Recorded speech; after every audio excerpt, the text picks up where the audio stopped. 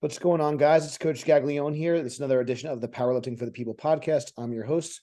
We got Erik from Customfit360 here today. How you doing? What's going on, John? I'm good. How are you?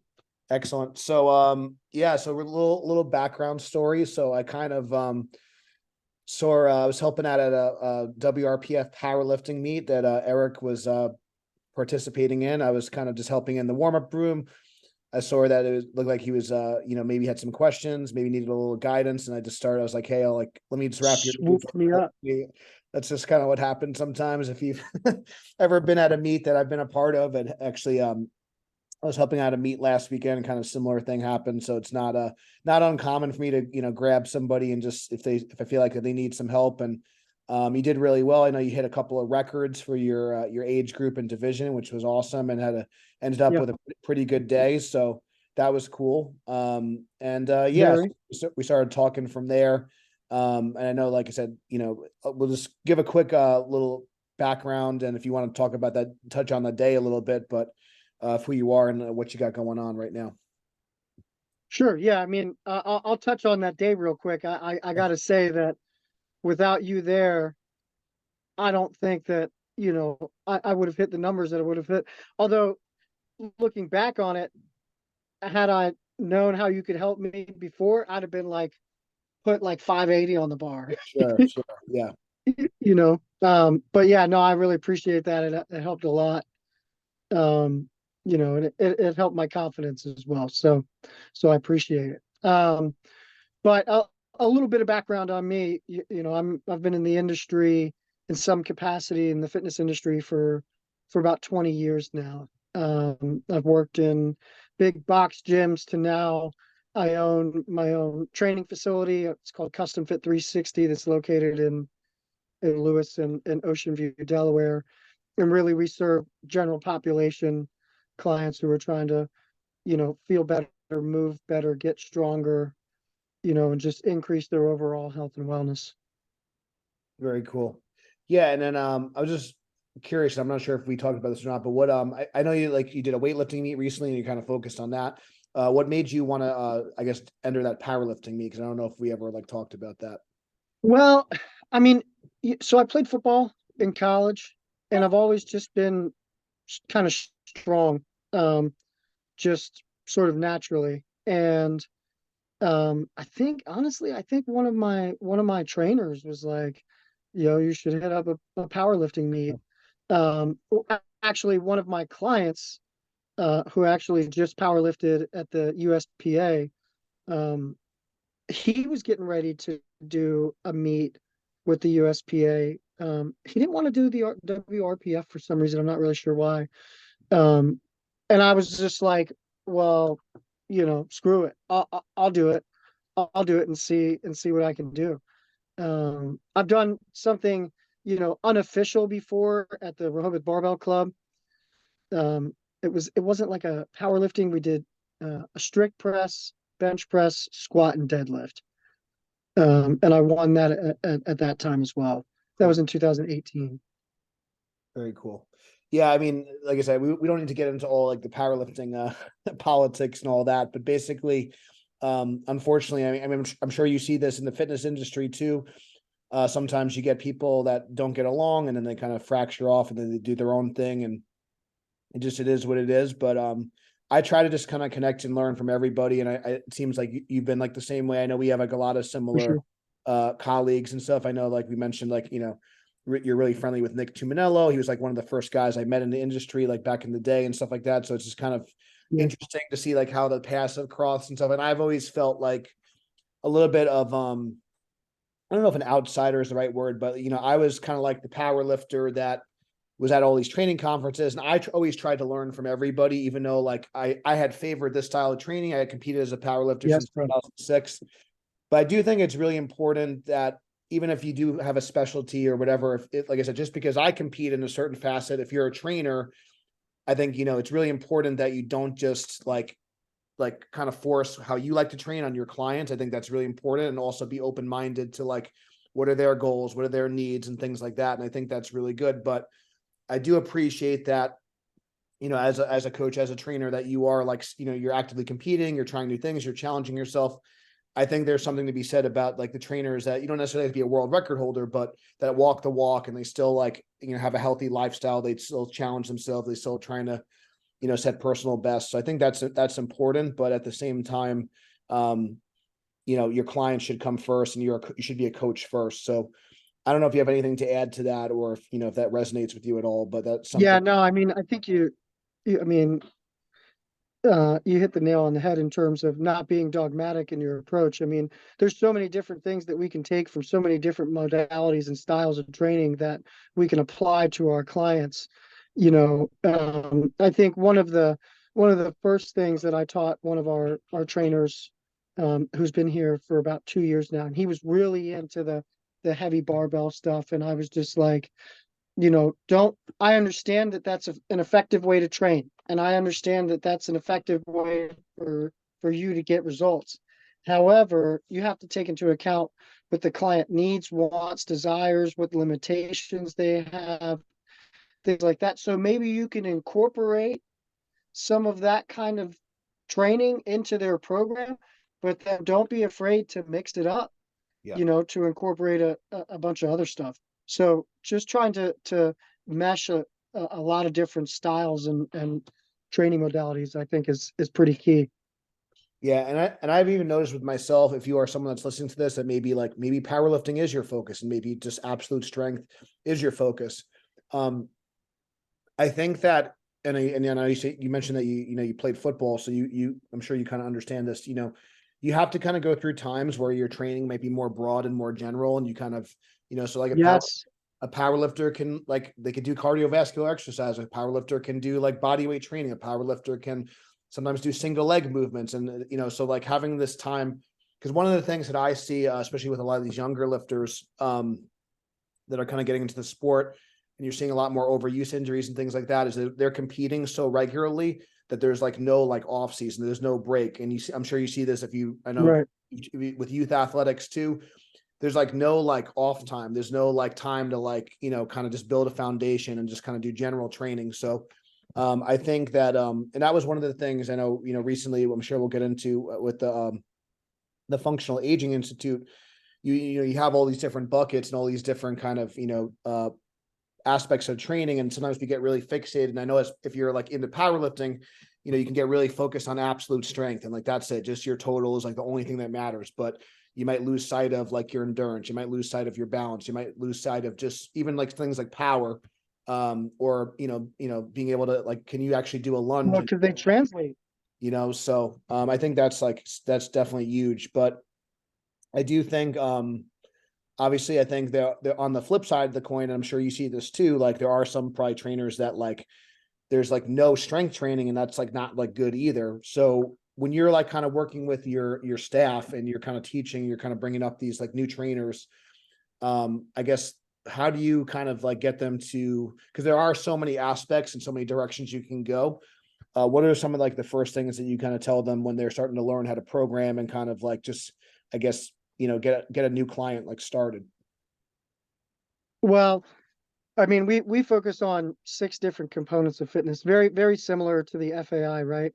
General fitness, increasing everyone's general fitness can translate to absolute strength, power, things like that. So we have a template that for the most part everybody uses where you've got your prehab work, your mobilization, activation, then you do some dynamic stuff, then you might do some agility, reactive type training. And of course, you're getting your heart rate up during this time too. So there's a cardiovascular benefit to it.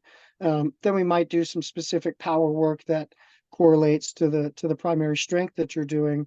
But I mean, we do have a really large emphasis on strength and power, just because the stronger you are, the more powerful you're going to be and the more functional you're going to be, right?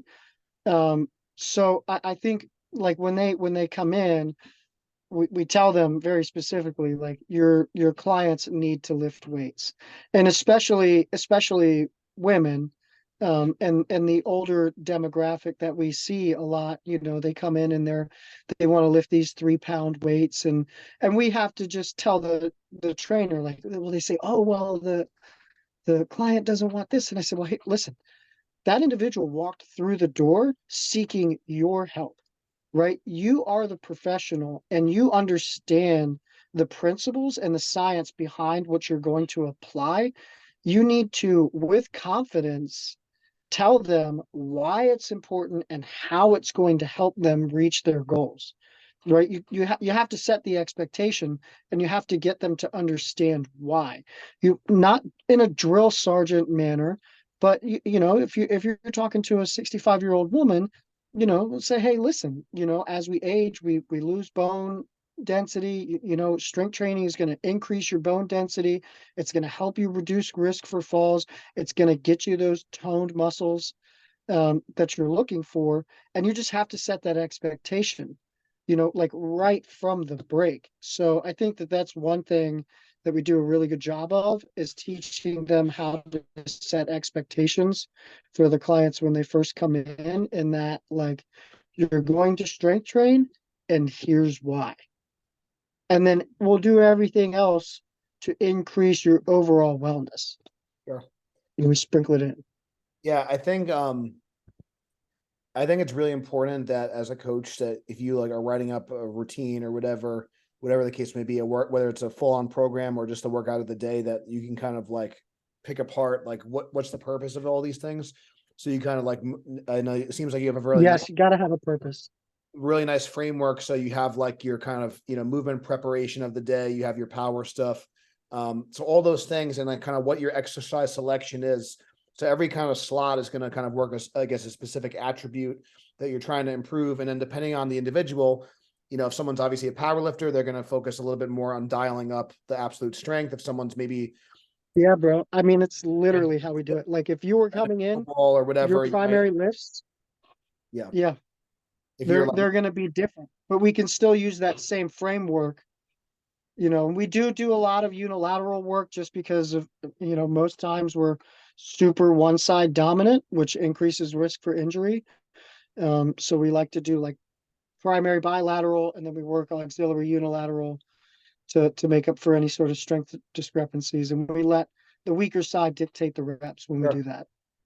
Yeah, no, I think that's good. I know like one thing too, and I'm not sure if you're familiar with what, this gentleman ended up passing away, but Doug Brignoli was someone that I was learning from a lot, who's, more into bodybuilding and stuff. But one of the things that he always was a big advocate of, even for bodybuilders, which you don't always see, is a lot of unilateral training as well, or at the very least, like if you are even doing something basic like a lat pull down or tricep movement, if you have like individual resistance, whether that be a dumbbell or you have multiple cables that have like individual resistance for each limb, you're kind of getting that kind of cross training benefit. And I'm sure you've probably Yeah.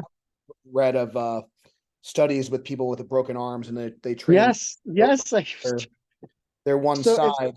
So yeah, so a lot of it's people, funny you bring that up, because we have a lot of clients who may have injuries, or they're coming in post injury and they're like, oh, I can't, or maybe something happens outside of here. They want to freeze their membership because they can't train. I'm like, time out. That's not true. You need to train unilaterally to get that other side stronger. I know it doesn't make sense, but it makes sense. yeah. Yeah, so I mean, there's like so many. It's really interesting how, and that was one of the things I thought was, interesting at the seminar too, is talking about like kind of how your brain and the neurology and everything kind of ties into your physical like body. And I think that's something where For like sure. whatever it is, again, we may not understand like what mechanism is like causing the growth and the adaptation, but if you're in a sling or whatever, or if you kind of fall on your shoulder or whatever, or if, whatever the case may be, uh, you tweak your hamstring, like playing pickleball or whatever the case, well, work that other side. I trained, my start was more, working with a lot of high school football and wrestling. And wrestling, as and football too, there's a lot of like kind of contact. There's some things are very chaotic.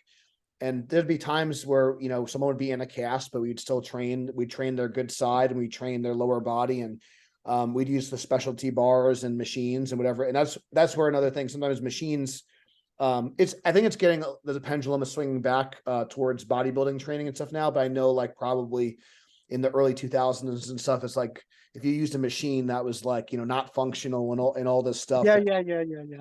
It's a tool like anything else, but especially if you're injured too and you need that stability, there's nothing wrong with sitting in a machine and doing some legs. It's better than sitting on the couch and eating potato chips. 100%. So yeah, no, I think that's really cool. So I think that's, when you kind of understand a lot of the physiology, then you can kind of troubleshoot different situations. But I think understanding kind of why you're doing it's important. And I think like especially when it comes to quality of life, and you talked about muscle mass. So I think that's kind of the main thing where maybe someone doesn't care about like their bench, squat, deadlift, and all this stuff, but obviously like the heavy resistance training. I think as you age, so I don't know if like maybe some people kind of come in and they just want to be able to play their kids or they want to play pickleball, whatever the case may be. When you're talking about like kind of building like muscle mass, I guess, how do you like educate people and the kind of the importance of like keeping like lean tissue, as you age? How do we educate them on how Like to keep lean tissue? someone might come in and like maybe they're not trying to be a bodybuilder or whatever, but like obviously, or even like a woman, they're like, I don't want to get too bulky, right? But like obviously adding muscle mass is going to be really key for quality of life. So what are some things that you, I guess, tell your trainers or that you kind of communicate with your clients about the importance of like adding, lean mass as you age? I mean, just almost exactly what you just said. I mean, lean mass leads to higher quality of life. And that doesn't necessarily mean that you're going to get bulky. I mean, we do obviously address the nutritional aspect of it, right? Like most of the time, if you're going to get bulky, it's because you're eating too many Twinkies, right? Like it's so if you're concerned about that, then we have a solution as well. We have to strength train while making sure that we manage your caloric intake. But you talk about you talked about pickleball, and we'll address the fact that you need to be super super stable Yep. when you're playing pickleball, and strength equates to stability, right? So if you're planting, or stability equates to strength, depending on how you want to look at the continuum. But either way, they correlate with one another and they feed off one another. So you're only as strong as you are stable, right? And if we can't get you stable, then we can't get you strong. You can't play pickleball at a high level. And also, lean tissue helps a strong joint, reduces risk for injury.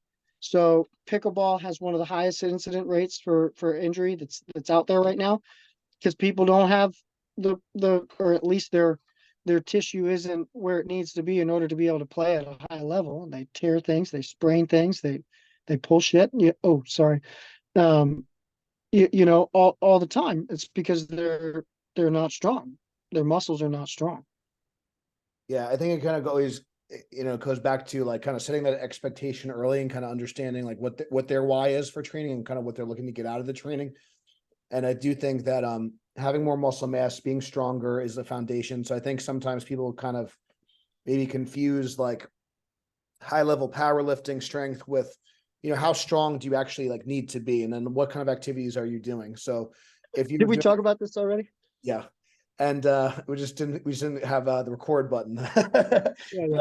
I know. It's like deja vu, but I think it's important. That's why I kind of want to have you on and kind of get this on air, because I think it's important for people to understand too. Like, and I think, the other thing when, again, not to, I think, because I think obviously I'm a big advocate for powerlifting. The podcast is called Powerlifting with the People. And I think it is it is important to be strong in basic bilateral patterns, but also if you are doing like a sport or you're doing an activity where maybe you have to move in different planes of motion, maybe you have to have rotational ability, maybe you have to move laterally. So are you addressing those components if that's the demands of that person? So kind of getting to know the person, what do they need to do on a day-to-day basis?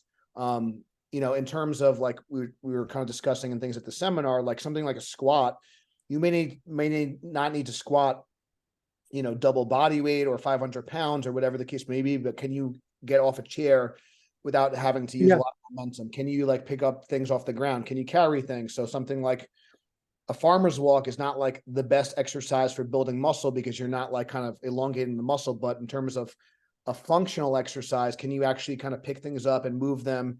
That's getting your groceries, walking your dog, picking up, your grandkids or whatever the case may be. So Not just that, simple stuff like you take a trash can, for instance, right?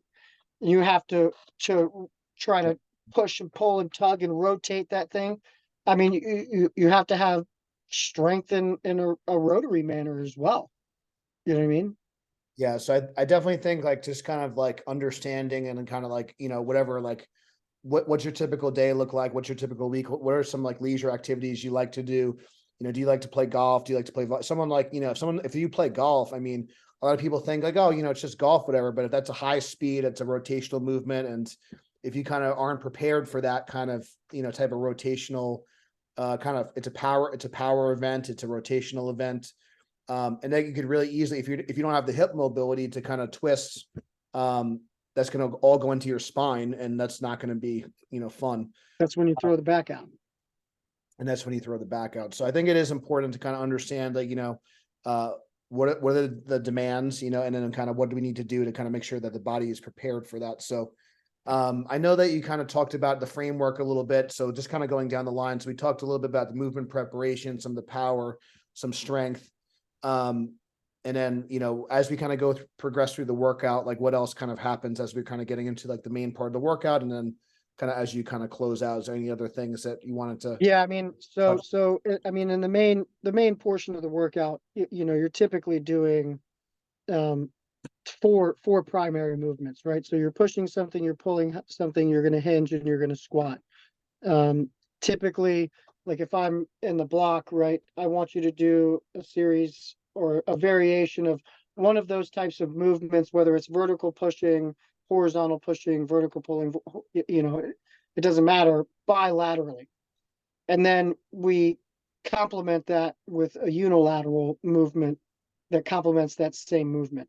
And then at the end, we will most times, um, again, for accessory work, we do some concentration stuff that complements the primary movements. B, clients like that sort of stuff, so we also have to make sure that we're doing what clients enjoy.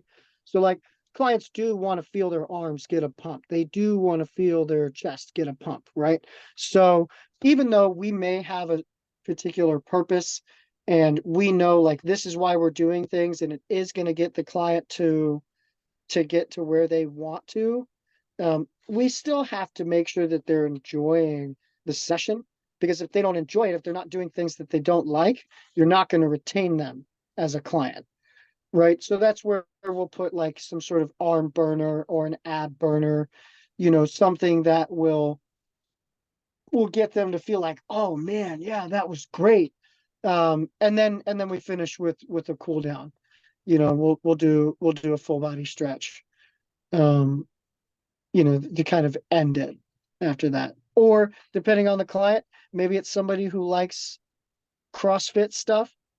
Maybe we'll do, I call it 7 minutes in heaven, right? We'll do like 7 calories on the assault bike, 7 wall balls, 7 minutes. Like, let's see what you got. Give me what you got.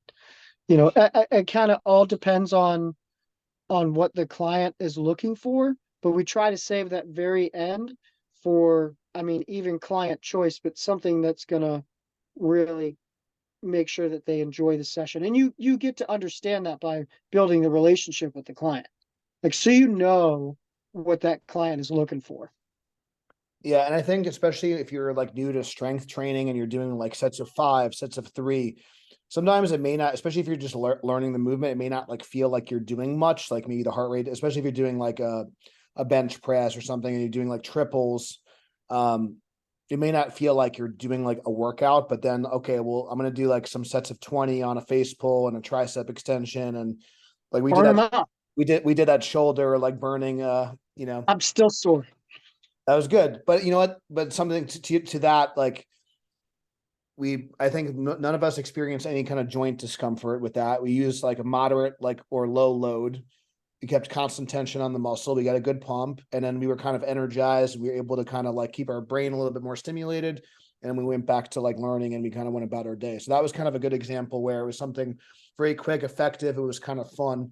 And I think that too, like sometimes I know as a side, I know you were kind of talking, I do think it's important that sometimes, in this era where a lot of times maybe we are doing one-on-one training, or maybe we are doing online coaching, whatever. I do think sometimes it is like just nice to like train with a workout partner, train in a group setting when you Yeah. can. It's not all the time. That was just like a side note, but I thought that was good. And yeah, like sometimes it doesn't always have to be like maybe so like scientific either, as long as you're kind of adhering to good biomechanics and joint positions and all this stuff. It was kind of something we just kind of did out on the fly. It was fun. It was good. It was Yeah. I effective. mean, if And it the was principles great. are there, you know, you don't have to overthink it either. That's one thing that if you said mentioned earlier, like one thing that I would say to trainers is Yeah. I'm a KISS guy, right? You can keep it simple and implement progression, overload, variability without having to reinvent the wheel. Like there's very small things that you can do to apply a new stimulus and challenge somebody in a different way, um, without having to think of some crazy ass exercise. Like this, the basics work. That's why they're still here, right? I mean, it's just yeah. Yeah, that's one of the biggest pieces of advice I could give is don't try to reinvent the wheel. The basics work. Just apply the principles in the right way. Yeah, and I think like also too, like if sometimes like we might be really nerdy, and like I know like now there's a whole I guess a big movement towards like, evidence-based coaching, evidence-based. And sometimes like it's good to understand the research, it's good to understand the studies, but understand like also those studies have limitations. Those studies maybe were not done with the Yeah, population that you're like currently working with. Um, whether that be, if you're talking about a study that was done with like 20 something year old college students, is that going to apply to your 55-year-old, grandma or mom or whatever, soccer mom, whatever the case may be. There's so many like variables and stuff. So I think it's good to like, yeah, but you can manipulate a study to yeah. have it show whatever you want it to show. It really. So you got to be careful. So like, and then always trying to find. I know like a big word we hear now is like, oh, I want the optimal or the best or whatever. And so I think there's always like kind of shades of gray, and you do the best you can. You understand. I think so. It's good to have like I think it's good to have a framework. It's good to have some principles that you adhere to, and then from there, there is some art to coaching. There is, and that's where kind of like having that 100%. communication with. So understanding the science, but then like I think it was like Arnold that would say like once you know the rules, you can kind of break the rules. So have a good foundation first. Start with the basics, and then you can kind of start to kind of tweak things and play with things as you kind of learn the client and you learn the system a little bit. So um, I'm not sure. Also, too, I just want to be mindful of your time. Do you have any other, I guess, advice for someone that maybe is getting involved in the industry and maybe they're looking to do some coaching? Like, if someone was kind of starting out, like, what's one piece of advice that you would give them? Learn as much as you can from different sources. Right. So, I mean, you're very well versed in a lot of different areas, but there's a lot of high level fitness professionals out there that view things a little bit differently, right? Like you got Rusins, I mean, knock him if you want. Joel Seedman has some interesting stuff out there. Um, I, I Well, mean, so I'll just really quick note on that for people that maybe are listening or not that don't. So I think oh man, that's a really interesting one. So I think that this is at the end of the day, I think if you're in this like profession and you've been doing it long enough, I don't think anyone is like really trying to like be a charlatan or like really. I think that you get into this industry because you want to help people get better. yeah, Um, Now in his case, I think sometimes maybe like cherry picking some of the research and stuff like that. But at the end of the day, that's what I was talking about. yeah. So that's why it's like, I mean, I'm like, that's not how I interpreted that study, but Yeah, I mean, he says like research based stuff, but then you're like, it's well, right. Anyways, but I think that, and I think that sometimes when you have that's like his brand or whatever. But I do think that at the same time, when you have other guys that are like very, and again, for people that are listening, that maybe, so his whole thing is kind of like 90-degree angles. And so a lot of that equates to like partial range of motion. And there's other guys that literally there's like your Mike Israetels and that like they have like shirts that say it's full range of motion. And it's like, well, Full ROM. how about you use the most effective range of motion for, Humanello, right? like you don't like it's not just about like one or the other. And it's like there might be a case where a partial range of motion makes sense. There might be a case where training the muscle at longer lengths makes sense. I think this was a good like little segue where like maybe both can be right depending on like the situation. It depends. And if you have someone, I think it's a good example where like there's a lot of just anecdote, which I think anecdote should also be, it counts for something. You shouldn't just throw it out. For sure. So sprinters are really notorious for like, I don't know if, Olympic sprinters like a Ben Johnson and stuff, very common tactic for whatever reason. And maybe it was just what they did or whether it translated or not, but a lot of these sprinters, like your Ben Johnsons and stuff, and I don't know if Charlie Francis did this or not, but a lot of these sprinters would do like partial squats, very heavy. And then they would kind of overload and sometimes even like do a very heavy lift. And then they would actually go sprint. It was kind of like I think a potentiation. Yeah. Yeah. So a power, and I think there might have been it might have been LeBron James or someone. It was some athlete was squatting like high, and like the internet like went like insane. And it's like, well, they're not like a power lifter, and it's like, so it doesn't matter like what like you think, whatever range, if that range of motion, there might have been a reason for. So, and then like, if you're sprinting out of the blocks, like, do you need to like have your hip crease below your knee, or can you just be strong in that range that you're trying to work? Can you overload that position? And whatever the case may be, that's just an example where like, so, and again, if you also watch Joel, another thing I want to highlight with Joel specifically, even though it's partial range of motion, if you notice, like when he like lifts and stuff, he's always like in control of like, he's like super like controlled. And I think that like, okay, instead of like looking at like, he's squatting high, like look how like controlled his squat is. And like, I think we can kind of take from that, maybe like, you talked about having stability. Well, like, okay, if that's like where he's getting a lot of stability effect and there might be some things where he's trying to get clicks and whatever, but can we take, what are some of the good things? What are some of the principles? So like when I watch him lift, I'm like, his athletes are like super like rock solid stable. And I think that's probably going to transfer to lower rates of injury because they're really stable. For sure. Now, and again, if those athletes had to do a powerlifting meet, they would probably not be prepared for the range, but they're not asked to do that. So that's kind of going back to what we said before. It's like, what are the demands? Does that athlete have to? What's the purpose? Do like an ATG squat. And that's kind of where like some of those things where people are always pushing range of motion, because more like flexibility and more range of motion isn't necessarily good, especially if you're not in control and you're not stable. So understanding that, like, again, more isn't better when in many different facets. So I think and the other thing to like learn, it's good. Like you said, it's good to learn from everyone and kind of see both sides. So like, I try to like understand like where that put myself in their shoes. And, that's just kind of my thing. So I think that was a good, like little segue as far as when you brought up, like, I mean, I don't disagree at all. I don't, that's why I mentioned him. You know what I mean? Like he's got some interesting stuff. But I mean, learning from multiple sources is the best way to, and then sort of, again, understanding the principles, yes, apply your own thought to it, as long as you're doing things safely, right? If you're being safe and things are effective, then it's okay. yeah. And I think I don't know if we mentioned Dan John or not, but like always, like the kind of quote that always resonates to me is that, you keep the goal. So just understanding like why is the client there? What are they here for? What are you doing? And I think that if you always kind of go back to like that, and you have a reason for like how you're programming, you have a reason for your exercise selection, you have a reason for, the amount of workload. I actually just got off and I've been, doing some consultations today, and I don't want to like badmouth another program, whatever, but there was another like powerlifting app or powerlifting program where the workload was just way too high for this person. And it's one of those things where like, if you just kind of copy someone else's program, or if you copy like your favorite athlete's program and you don't have the same demands, the same life, the same stressors, the same, caloric needs, all these different things.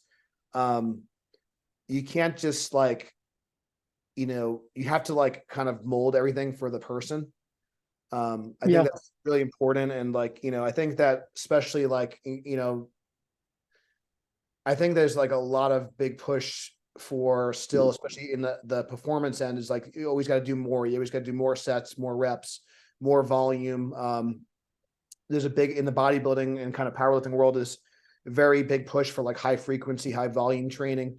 And that could have a place and you get have periods of time, but also like explore the HIT, explore the one set to failure, explore the low frequency, explore more rest, and kind of look at both sides. There's going to be a cost and benefit to both types of training. And then what can we learn from like those principles? And then how can we adapt that to the people that we're working with? So I think it's important. I think that's good. Yeah. Be open-minded, learn from everybody, but still have your kind of key cardinal principles in mind when you're kind of, creating workouts, whether it be for yourself or for, other people. Yeah. Um, 100%. Cool, man. Well, we'll definitely have to do like a part 2 at some point, and definitely, I don't Yeah. know if you want to, just where can people find more information about your gym, and if there's any like contact info if people want to reach out to you. Yeah. I mean, anybody can always email me, customfit360de@gmail. That's, I respond there pretty quickly. But customfit360, de.com. They can check out the gym and they can see who we work with. Our Facebook page, Customfit360 LLC. Yeah. But and just real quick so I got into to weightlifting now. Did you see that? So I've qualified for nationals in March. Very So cool. maybe I can come on after that. I'll be going to Worlds hopefully.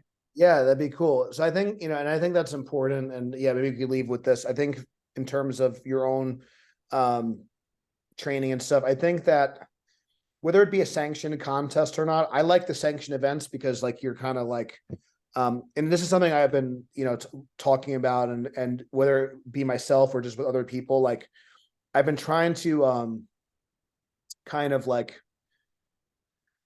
figure out like some of these like Instagram lifters that don't compete. I kind of like don't understand it a little bit, but I think that there's a big difference between just like maxing out randomly but you could also max out and have a plan. But I think there's something special about